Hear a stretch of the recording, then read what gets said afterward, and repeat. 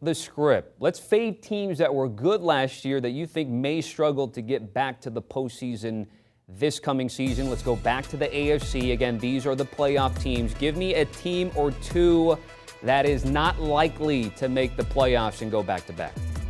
I'm going to start with the Raiders. They have games against New Orleans, Los Angeles Rams, at Pittsburgh. Oh, by the way, they're playing the Broncos and Chiefs twice this season. And they've got to throw the Chargers on there as well. That's a team that I really look at as struggling. I don't believe they can compete. They also didn't renew they didn't pick up the fifth-year option on Josh Jacobs and some other key players, so that makes uneasiness in the locker room. I also know from being coached by Josh McDaniels, he does not encourage confidence. He encourages fear from his team. So you're going to get a team that not only is at the bottom talent-wise in that division in the AFC West, but also is going to get a coach in Josh McDaniels who's going to fracture that locker room, force guys to play scared. I don't think they make it back to the playoffs. And then you got, of course, the New England Patriots. I think that they're going to run. The clock has run out on their run game, run first. Oh, we're going to do it the Belichick way. You don't have Tom Brady. They got exposed in the postseason. I think they'll continue to get exposed, especially early on with the schedule that they have. All right, let's look at the candidates in the NFC. Again, taking a look at the NFC teams that made the postseason, but ones that you were fading here in 2022. That's the 49ers to me. They're going to have a couple of tough games. Who's their quarterback? Does anybody know? Trey Lance, Jimmy Garoppolo still getting surgery, but they're also going to play the Chargers and they host Tampa Bay. So the inconsistency and the lack of knowledge, at the quarterback position, coupled with playing the Chiefs, Rams, Chargers, and Tampa Bay, that's going to be a heck of a schedule. I don't think that they make it back. This could be an off year for the 49ers. Questions will come about regarding Mr. Shanahan there.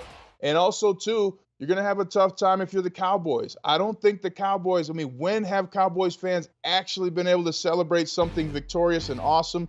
I don't know. They have a ton of pressure on them. Zeke Elliott really has to be the guy. CeeDee Lamb has to really explode, even though they lost Amari Cooper. A lot of pressure on Dak Prescott. We don't know really what kind of a coach Mike McCarthy is. He had one great year with one of the greatest quarterbacks in Aaron Rodgers. He has to put it together in Dallas. That's going to be a tough team to make it back to the playoffs as well. Get you out of here on this. Obviously, schedule release day. A lot of the social teams from all of the NFL franchises go out, and some of them go farther than others. What did you like most about yesterday?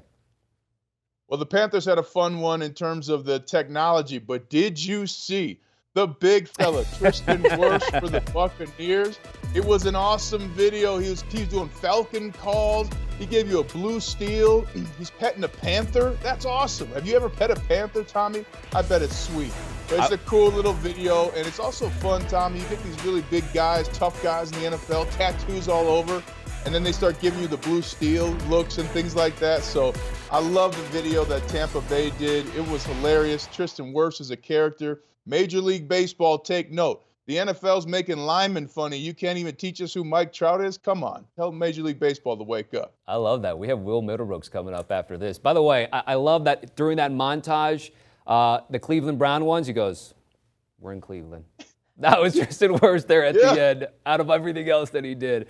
Ryan, certainly appreciate it. Ryan Harris joining us here at CBS Sports HQ. Of course, he always brings it with the good, the bad, and the big ugly. He's got to end on a big fella.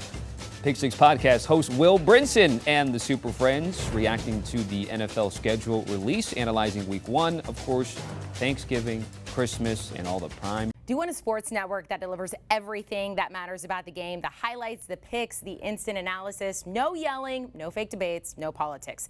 Hit the subscribe button and never miss a moment.